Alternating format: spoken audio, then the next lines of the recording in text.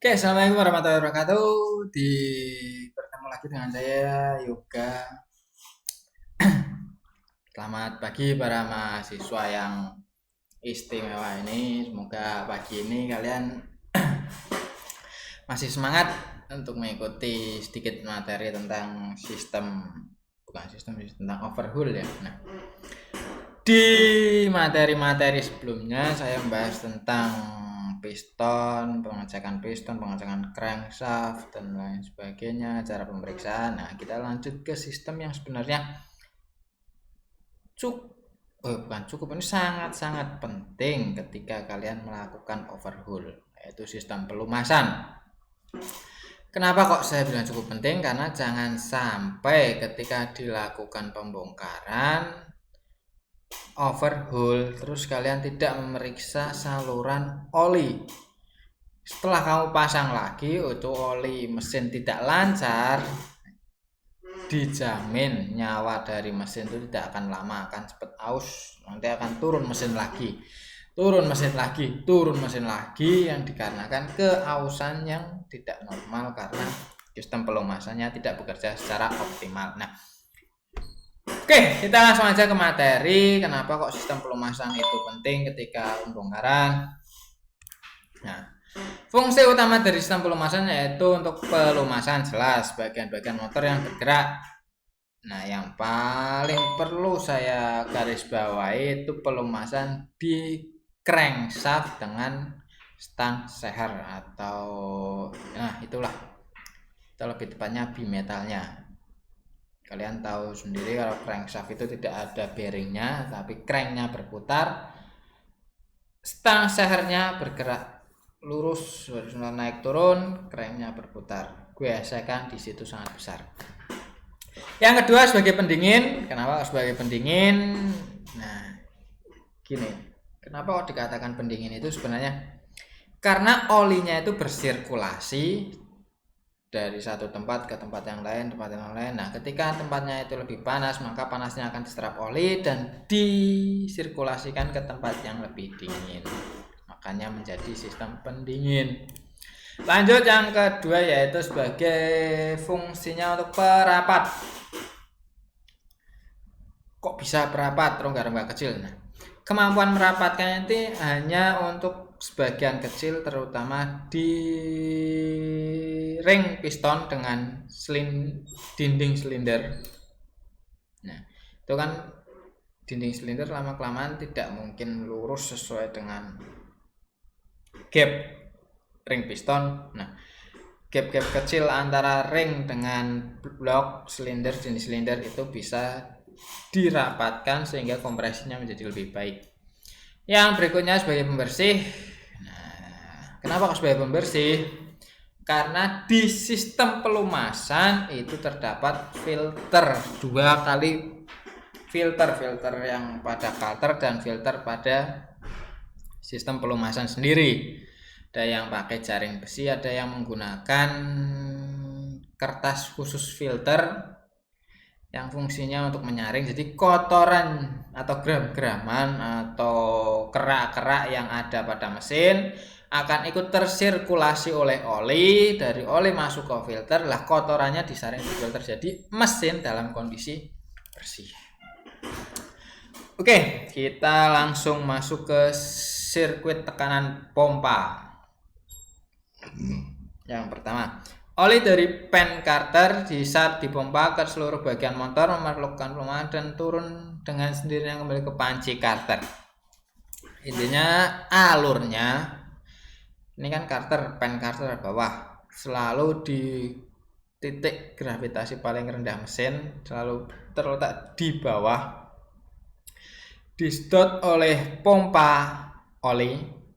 Pompa oli dialirkan ke filter oli.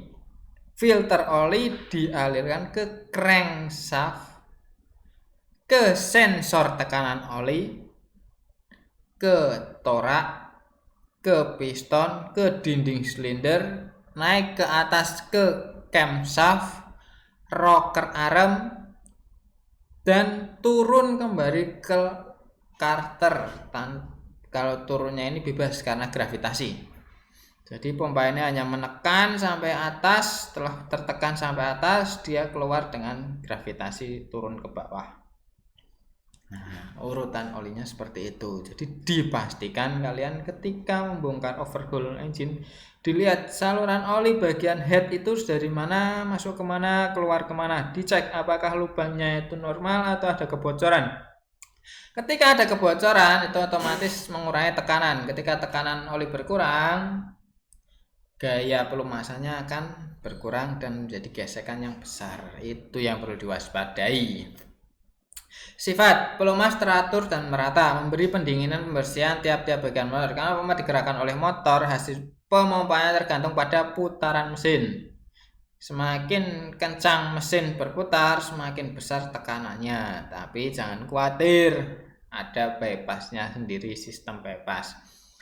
Karena pompa digunakan pada motor 4 tak, motor diesel 2 tak. Oli perlu diganti setiap 5.000 sampai 7.000. Ada juga yang 3.000 sampai 5.000 km tiap mesinnya. Itu sesuai spesifikasi yang dikeluarkan oleh pabrikan. Oke, kita mungkin ke pokok penting bahasan lokasinya ya, biar kalian memahami ketika overhaul. Nomor 1, panci oli sebagai persediaan minyak pelumas atau pen oli, itu bagian mesin yang bawah. Ini yang sering terjadi, bawah nabrak batu, pennya bocor, olinya tumpah tidak sadar saat mesin jebol. Kedua, ini saringan kasar sebagai saringan awal untuk mencegah kotoran kasar ikut terbawa dalam sistem. Ini saringan yang ada di kalter, bahasanya pen oli atau kalter. Nomor 3, ini pompa oli berfungsi untuk menekan oli atau menghisap. 4, katup pelepas untuk mencegah kelebihan tekanan oli. Nah, ini yang namanya tadi apa? Bypass atau pengukuran oli. Nah, tekanan berlebih, oli langsung dikembalikan kalter.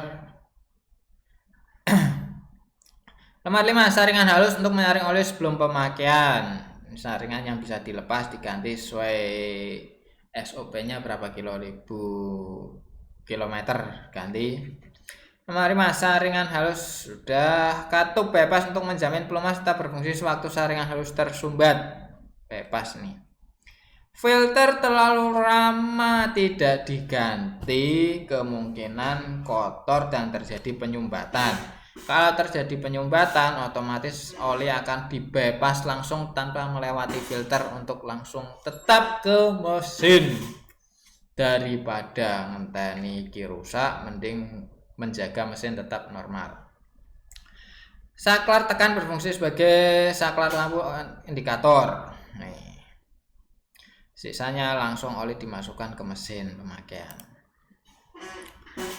Pelumasan sirkuit tekan oli dihisap dari karter menuju pompa oli, masing-masing bantahan poros engkol, mekanis katup, tempat lain yang memerlukan pelumasan seperti yang tadi saya jelaskan ya.